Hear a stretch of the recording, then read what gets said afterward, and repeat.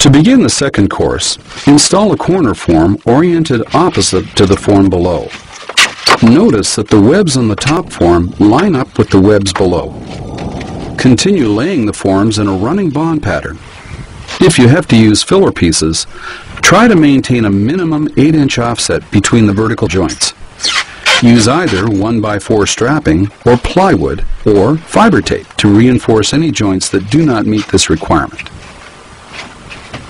The easiest way to seat a form is to tilt the near panel toward you and push down until the interlock meshes.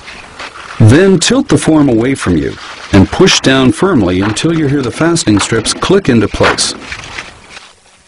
When you get near the next corner, place the corner form and the adjacent standard form, leaving the previous space open. Now you have a decision to make depending on whether you cut the lower form on or away from the guideline.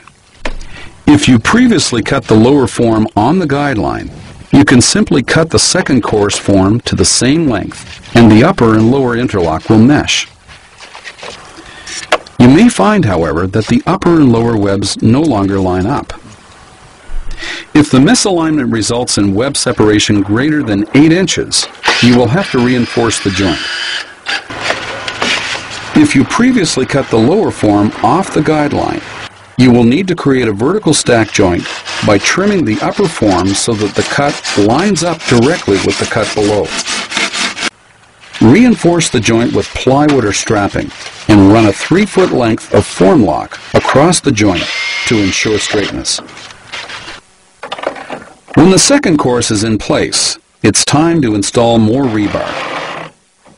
Place the second course rebar so that it's offset 1 notch from the first course rebar. That way, when you install the vertical rebar later, all you have to do is thread it downward through the horizontal courses, which will hold it securely in place. The first 3 courses are critical in terms of producing straight walls. For this reason, Nudura recommends that you install a course of form lock in the second or third course. Each length of form lock should overlap the previous length by 12 inches. Notice that this installer has placed the form lock so that the welds line up with the webs.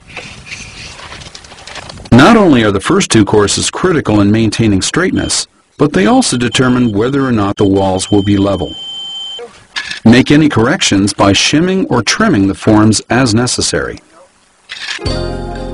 As a final step, seal the outside gap between the first course and the footings with a bead of Nudura spray foam.